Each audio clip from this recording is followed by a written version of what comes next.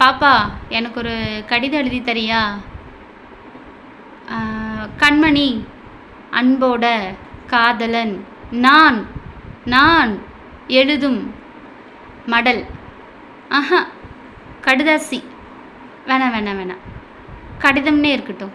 படி. கண்மணி அன்போட காதலன் நான் எழுதும் கடிதமே. பாட்டாவே படிச்சிட்டியா? அங்கே கண்மணி போட்டல, இப்போ இங்கே பொன்மணி போட்டுக்கோ. பொன்மணி உன் வீட்டில் சௌக்கியமா? நான் இங்கே சௌக்கியம். பொன்மணி உன் வீட்டில் சௌக்கியமா? நான் இங்கு சௌக்கியமே. ஹை, கவிதை கவிதை படி. கண்மணி அன்போட காதலன் நான் எழுதும் கடிதமே. பொன்மணி உன் வீட்டில் சௌக்கியமா? நான் இங்கு சௌக்கியமே.